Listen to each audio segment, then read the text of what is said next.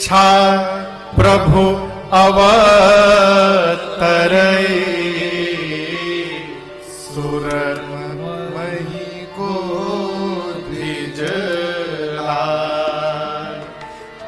जामवंत जी ने कहा, अंगद जी, राम जी ब्रह्म है, भगवान है, भगवान का कार्य भगवान ही करेंगे, हम और आप निमित्त मात्र हैं, चिंतित मत होइए, कोई ना कोई मार्ग अवश्य निकलेगा। कपि लोग कहां बैठे हैं कहिए? समुद्र के किनारे। वाह बेटा, समुद्र के किनारे बालू पर बैठे हैं, रेता पर। वहीं ऊपर गुफा में जटायु जी के भाई संपाति जी हैं। बेचारे के दोनों पंख जल गए हैं, उड़ नहीं पाते, उड़ नहीं पाते तो कहीं जा नहीं पाते, कहीं जा नहीं पाते तो भोजन नहीं मिलता, भोजन नहीं मिलता तो भूखे हैं। कान में आवाज आई कपियों की, गुफा से बाहर निकले, इतने सारे बानरों को एक साथ नीचे देखा, बोले धन्यवाद ब्रह्मा जी, इतने बानरों को भेज दिया आपने, आज सबको खा जाऊंगा। जैसे बोले सबको खा जाऊंगा, अंगद के कान में आवाज आई, बोले जय हो प्रभु, अभी हम बोले ना आगे जाके मरेंगे ना पीछे जाके मरेंगे, तब तक आपने यही मारने की व्यवस्था बना दी। एक ये गिद्ध है जो हम लोगों को खाने की बात करते हैं, और एक जटायु जी गिद्ध थे जिन्होंने राम कार्य में प्राण की आहुति दे डाली अपनी। संपाति सुने जटायु, कपियों से बोले निर्भय हो जाओ, जटायु मेरे भाई थे, क्या हो गया मेरे भाई को? जामवंत जी ने पूरी कथा सुनाई।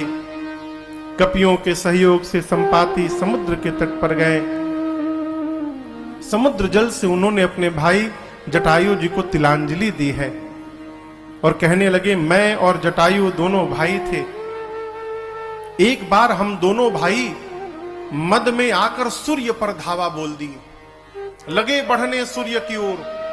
तेज किरणों से जब पंख जलने लगा तो जटायु तो नीचे आ गए, लेकिन मैं अभिमान बस और निकट गया, मेरे दोनों पंख जल गए, मैं धरती पर गिर पड़ा। तब एक चंद्रमा नाम के मुनि ने हमसे कहा, घबराना मत संपाति, त्रेता में राम जी के दूत जब सीता जी का पता लगाने जाएंगे और उन दूतों का जैसे आपको परिचय प्राप्त होगा, आपके शरीर में पुनः नवीन पंख निकल आएगा। जैसे सुने जामवंत जी बोले हम ही लोग वो दूत हैं, हम ही हैं वो दूत। जैसे परिचय मिला, संपाति के शरीर में नवीन पंख निकल गया। ऐ पंख फुला के संपाति लगे नाचने, वहीं पर आनंद मनाने लगे। जब नाच लिए तो जामवंत जी बोला आपके काम हो गए ना, पंख मिल गया, अब आप हमारा काम करिए, पता करिए सीता जी कहीं दिखाई दे रही है। संपाति जी एक शिखर पर खड़े भय लगे देखने, और देखते देखते बोले जामवंत जी इधर आइए, मैं देखा हूं तुम नारी गिधहि दृष्टि अपार। संपाति ने कहा मुझे स्पष्ट दिख रही है सीता जी, वो देखिए समुद्र में 100 योजन दूर त्रिकूट पर्वत पर लंका नगरी है, वो लंका नगरी में अशोक वाटिका है, वो और वो देखिए अशोक वृक्ष के नीचे वो सीता जी बैठी है। जैसे संपाति ने पता बताया, कपि लोग नाचने लगे, बहुत सुंदर परिचय पता मिल गया, और सहायता करिए। बोले और नहीं करूंगा। क्यों नहीं करेंगे? बूढ़ भयऊं नत करते कछुक सहाय, बूढ़ा हो गया हूं, नहीं तो आपकी सहायता अवश्य करता। हाँ, एक काम कर सकता हूं। जामवंत जी बोले क्या? संपाति जी बोले आप लोगों में से कौन वहां तक जा सकता है, ये बता सकता हूं। जामवंत जी बोले कौन जा सकता है? संपाति जी बोले जो ना गए सत जो जन सागर, 100 योजन के समुद्र को जो लांघने की शक्ति रखता है, करे सो राम काजमते आगर, वही रघुनाथ जी का कार्य पूर्ण करेगा। कितनी लंबी छलांग लगानी है? 100 जोजन। 100 जोजन समझ रहे हैं? एक जोजन में 12 किलोमीटर, तो 100 जोजन में कितना हो गया? 1200। एजा से कलकत्ता केवल 1000 किलोमीटर है। सही बोलता है ना? हाँ, 1000 किलोमीटर के आसपास कलकत्ता है। यहां से 200 किलोमीटर और ही आगे। यहां से बबू जो 1200 किलोमीटर लंबी छलांग लगा सकता है, यहां जंप लगावे, अब 1200 किलोमीटर बाद उतरे। इतनी लंबी जो छलांग लगाएगा वही राम जी का कार्य पूर्ण करेगा। संपाति जी समझा के गए। उसके बाद सारे कपि लोग आपस में, कौन जाएगा हो? है इतनी लंबी छलांग कौन लगाएगा? एक कपि ने कहा, जामन जी एक बार हम 20 जोजन छलांग मारे थे। दूसरे ने कहा तुम 20, 30 जोजन। एक कपि को और बल आया, बोला तुम 30। जामन जी हमारे 50 लिखिए, 50 जोजन। जामन जी देखिए तो धीरे धीरे सब बढ़ने लगे। बोले बहुत सुंदर, क्या बात, 50 जोजन। 50 के आगे जाने वाला कोई वीर यहां पर है? एक कपि बोला 70 जोजन। बोले बहुत सुंदर, क्या बात है, 70 जोजन। 70 के आगे कौन बढ़ेगा? हिम्मत भरिए, आप जा सकते हैं। एक कपि पूरा हिम्मत बांधा, बोला मैं 90 जोजन। बोले बस पहुंचने वाले हो, एक बार और हिम्मत बांधो, 100 जोजन हो जाएगा। कौन जाएगा 90 के आगे? अब कोई सांस न ले। 90 वाला बार बार बोले हम जाएंगे, रुको 2 मिनट, कहां जाओगे? 90 के आगे कोई वीर जाएगा? कोई सांस न ले। जामन जी बोले शर्म नहीं आती अपने आप को वीर बोलने में? मैं बूढ़ा हो गया हूं, शरीर में बल नहीं है। मेरी युवा अवस्था थी और भगवान बलि को बांधने के लिए त्रिविक्रम रूप धारण किए थे। उस शरीर की मैंने 2 घड़ी में 7 परिक्रमा लगाई। उस समय मेरी युवा अवस्था थी। आज मैं बूढ़ा हूं, नहीं तो मैं बताता 100 जोजन किसे कहते हैं। जब जवानी को ललकारा ना, अंगद जी हिम्मत भर के बोले जामन जी देखिए, जा तो सकता हूं मैं, वापसी की गारंटी नहीं है कि आ पाऊंगा कि नहीं आ पाऊंगा। अंगद कहूं जाऊं मैं पारा, परंतु जी संशय कछु फिरती बारा। जामन जी मन में सुने तो सोचने लगे कि जब जाके आ ही नहीं पाओगे तो बीच में काहे बोल रहे हो? बोले अरे नहीं नहीं, आप तो सेनापति हैं, आपको कैसे भेज सकते हैं? सारे कपि अपने अपने बल को बताएं और जाने में अपनी समर्थता ज्ञापित की। जाना किसको है? कहिए।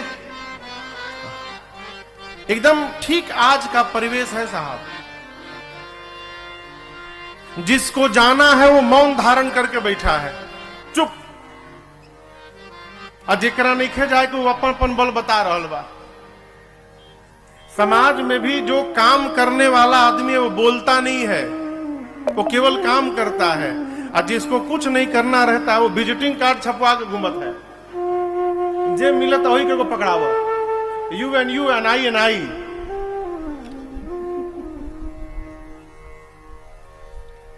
हम लोग गए थे बाहर, तो हमारे साथ एक लोग गए थे, तो हम लोग परिचित नहीं थे, मॉरिशस में। तो 1.5-2 क्विंटल विजिटिंग कार्ड लेके गए थे। मन पीस में नहीं था, क्विंटल में था। जे मिलो के 2 विजिटिंग कार्ड पकड़ा दिया। आप कुछ बोले तो एक ही बात बोले, यू एंड आई। तुम हो, मैं हूं। करने वाला बोलता नहीं है साहब, अब बोलने वाला करता नहीं है। बहुत पहले मेरे महाराज ने हमसे कहा था, राजन जीवन में कभी शोर मत करना, काम ऐसा करना कि समाज में शोर होने लगे, अपने मुख से शोर ना करना। जाना है हनुमान जी को, हनुमान जी मौन है। जिसको जिसको नहीं जाना है सब बता रहे हैं, 70 जोजन 20 जोजन, सब अपना अपना बल बता लिए। जामन जी बोले हनुमान जी कहाँ है? एक कपि ने कहा उधर बैठे हैं, जाकर देखिए। गए जामन जी सबको लेकर और जाकर हनुमान जी को देखे। हनुमान जी राम सिया राम जय जय राम, राम सिया राम जय जय राम। राम सिया राम जय जय राम। राम सिया राम जय जय राम। कहे रेछपति सुनु हनुमाना, कहे रेछपति सुनु हनुमाना।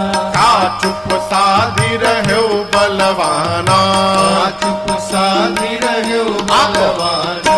पवन तनय बल पवन समाना, पवन तनय बल पवन समाना।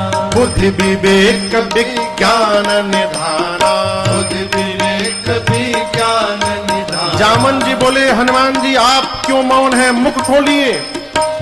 पवन पुत्र हैं आप, पवन के समान आपका बल है, वेग है, आप उस पार जा सकते हैं। बोलिए जाएंगे ना आप उस पार हनुमान जी। राम सिया राम जय जय राम। राम सिया राम जय जय राम। राम सिया राम जय जय राम। राम सिया राम जामन जी बोले पवन सुकाज कठिन जग माही, पवन सुकाज कठिन जग माही। जो नहीं होई तात तुम पाही। नहीं होई तात तुम। जामन जी बोले बजरंगबली संसार का कौन सा कार्य आपके लिए संभव है जो आप नहीं कर सकते हैं। पवन पुत्र है आप कुछ भी करने में समर्थवान है। कहिए जाएंगे ना। हनुमान जी आंख बंद करके राम सिया राम जय जय राम। राम सिया राम जय जय राम। राम सिया राम जय जय राम। राम सिया राम जय जय राम। जामन जी बोले कीर्तन करने के लिए आप आए हैं, आपका अवतार क्यों हुआ है हनुमान जी आपको याद है। हनुमान जी बोले याद नहीं है। जामुन जी ने स्मरण दिलाया, हे बजरंग बली राम काज लगी तव अवतारा, सुनतै भयउ पर्वताकार। राम काज लगी तव अवतारा, सुनतै भयउ पर्वताकार। जामन जी ने कहा आपका अवतार केवल और केवल राम कार्य के लिए हुआ है और उसी राम कार्य के लिए आपका स्मरण किया जा रहा है। बजरंग बली उठिए। हनुमान जी सुने राम काज लगी मम अवतारा, सुनतहि भयउ पर्वताकारा। हनुमान जी शरीर बढ़ाने लगे, बढ़ाते बढ़ाते हनुमान जी इतने विशाल हो गए मानो स्वर्ण की अट्टालिका खड़ी हो गई हो।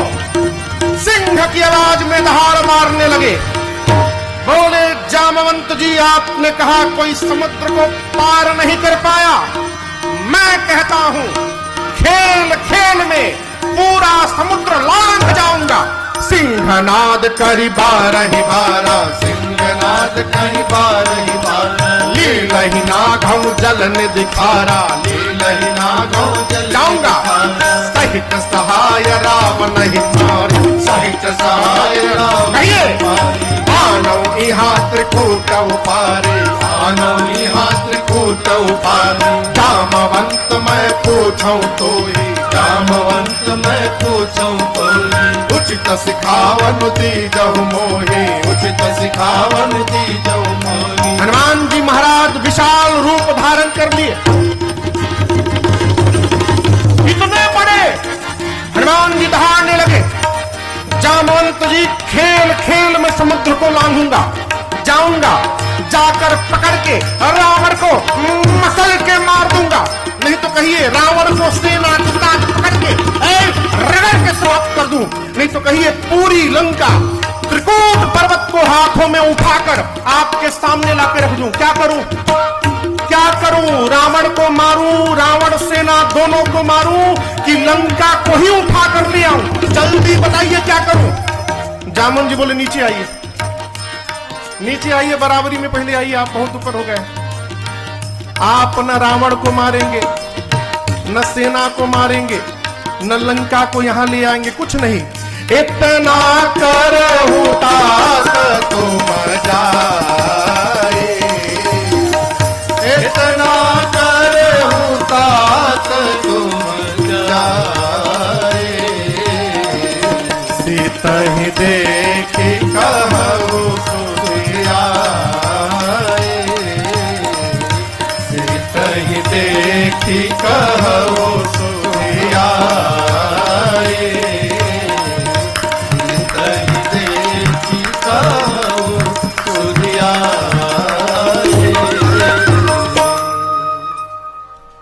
रामन जी ने कहा कुछ नहीं करेंगे आप, न रावण को मारेंगे, न सेना को रगड़ेंगे, न लंका को लाएंगे, ना, केवल जाइएगा सीता जी को देखकर आकर रघुनाथ जी को बताइएगा बस। हनुमान जी बोले इतना दूर जाऊंगा रावणवा को पकड़ के मारूंगा नहीं? बोले ना ना ना ना, बोल के भी नहीं। ये काम हमारा आपका नहीं है, इसके लिए रघुनाथ जी स्वयं पर्याप्त है। अब यहां दर्शन करिए, यदि जामवंत जी महाराज ना होते ना तो हनुमान जी महाराज आज ही राम कथा पूरी कर डालते। इसलिए हर समिति में, कहां है ब्रिजेश बाबू, हर समिति में एक दो बूढ़ के होकर बहुत जरूरी है।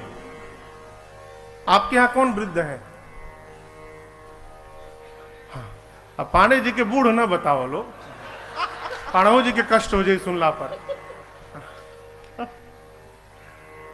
वृद्ध का होना आवश्यक है माई बाप। क्यों? बचपन में स्मरण शक्ति प्रबल रहती है, युवानी में